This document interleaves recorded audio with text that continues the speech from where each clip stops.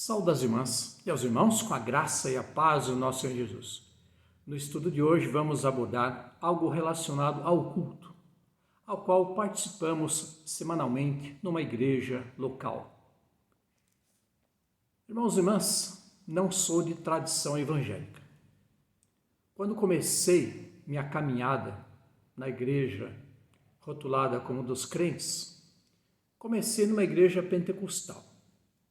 Entretanto, acabei me firmando numa igreja considerada tradicional ou histórica. E no decorrer dos anos, eu sempre ouvia falar que as igrejas tradicionais ou históricas são igrejas frias, silenciosas, onde dá para ouvir mosquitos. São igrejas que não têm o Espírito Santo, não têm doutrinas, são igrejas erradas para se tornar membro. Entretanto, já estou há mais de 30 anos numa igreja considerada tradicional ou histórica. Relacionado aos cultos, cada igreja denominacional tem a sua forma, o seu jeito de ser, suas práticas. Assim como nós também. E não vejo problemas quando nós nos adaptamos a algum sistema cultico, uma forma de culto.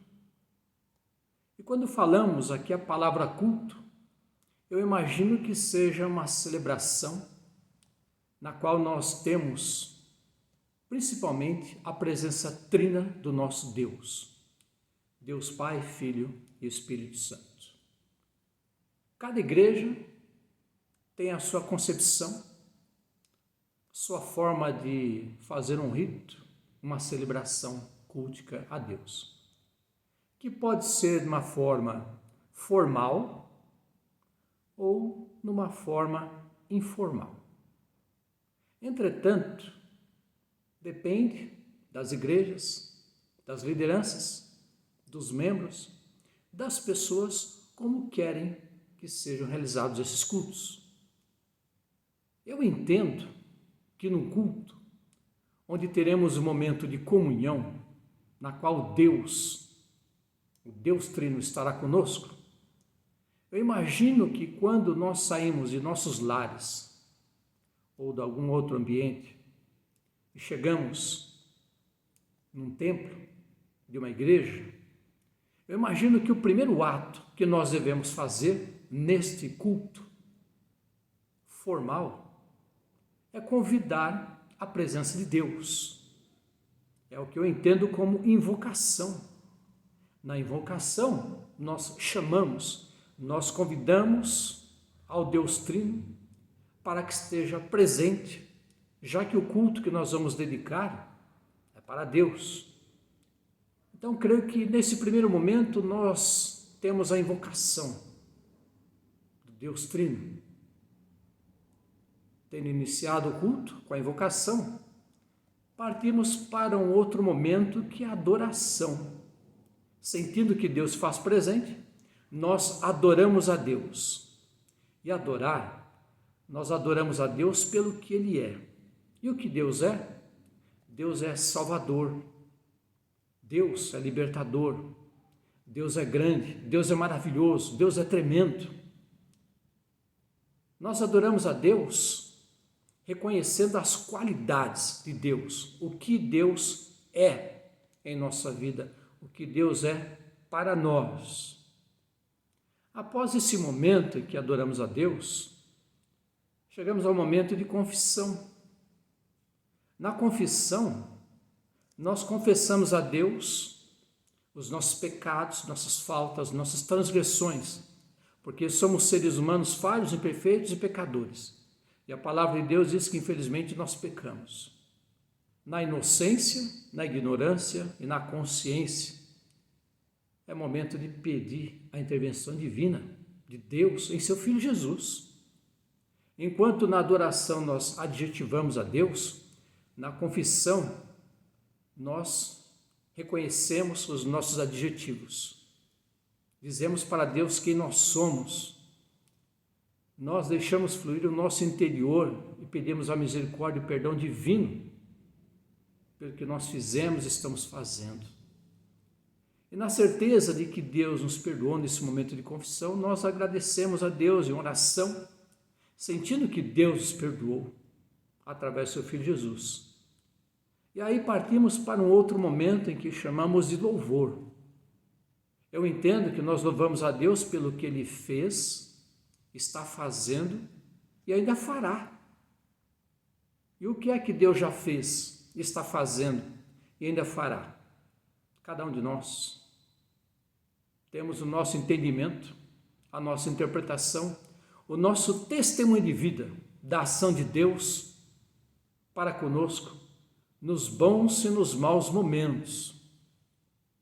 E nesse momento de louvor, nós temos a oportunidade também de trazer à casa do Senhor nossos dízimos e ofertas para sustento, manutenção e investimento da Igreja Terrena de Jesus, da qual nós fazemos parte.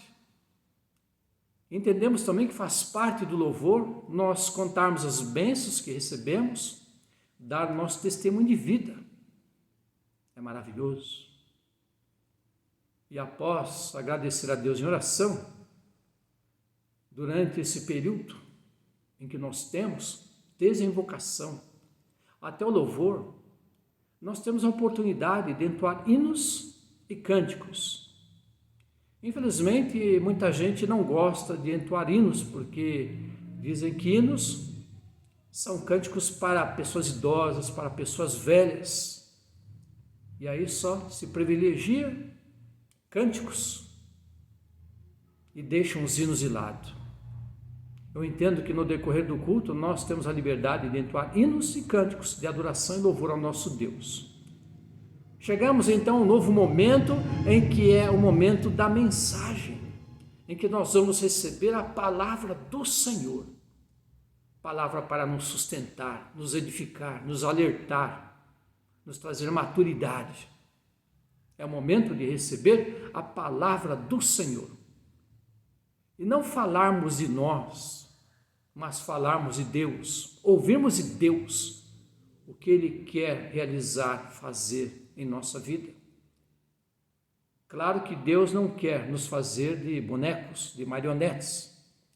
Deus Ele quer viver em nós, através de nós, ao nosso lado, quer compartilhar conosco, quer rir conosco, quer chorar conosco, quer nos consolar, nos motivar. E após o momento da mensagem, em que Deus, o Deus Trino, falou conosco, temos aquele momento em que nós vamos agradecer a Deus, um momento de oração, nos preparando para receber a bênção do Senhor. É o momento da impetração da bênção, na qual nós saímos dos cultos abençoados, agraciados, motivados, para iniciar mais uma semana abençoada na presença de Deus, mais um mês, mais um ano. Assim, irmãos, irmãs, eu entendo que o culto é assim.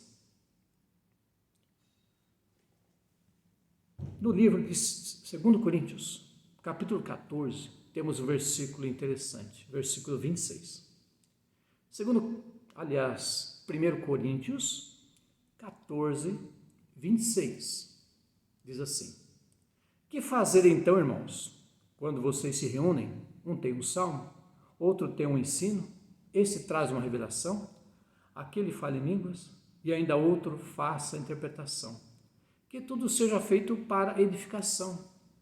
Eu entendo aqui, depois de tudo isso que eu falei, eu creio que é uma necessidade na ordem do culto. Por isso eu trouxe o meu entendimento sobre um culto formal, na qual nós temos o início, uma continuidade e um término que não é um fim. É um preparo para um novo momento, para darmos continuidade à nossa vida. E aqui a preocupação com a igreja em Corinto, porque querendo ou não, a igreja em Corinto estava vivendo um momento crítico, um momento de tensão, de confusão. Estava vendo ali a necessidade de ordem no culto, porque cada um querendo fazer do seu jeito, Isso estava promovendo uma fragmentação, trazendo uma divisão da igreja. Estava trazendo um problema. Estava deixando Cristo Jesus fragmentado. Isso estava destruindo a igreja. Por isso aqui a necessidade de trazer a correção para essa igreja. Aqui temos a preocupação de Paulo para dar um formato ao culto nessa igreja em Corinto, para que não continuasse uma bagunça. Infelizmente hoje nós observamos que há problemas em cultos que começam de qualquer jeito. Começa o culto sem convidar a Deus para se fazer presente, vão convidar a Deus no momento da mensagem ou um pouco antes. E aí, isso traz problemas. Por isso há uma necessidade de ordem no culto. E se eu sou criticado por fazer parte de uma igreja tradicional histórica, eu fico feliz, porque foi assim que eu aprendi.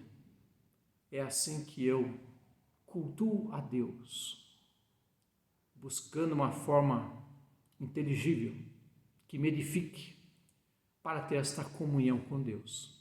E assim também os irmãos e irmãs que congregam comigo. Que Deus abençoe em Cristo Jesus nesse estudo. Obrigado, Senhor Deus, por aprendermos algo mais da Tua Santa Palavra, sobre a necessidade de ordem no culto, de sabermos o que é um culto formal. Assim te agradecemos no nome do Teu Filho Jesus. Amém. Um abraço fraternal em Cristo Jesus, minhas irmãs e meus irmãos. Amém.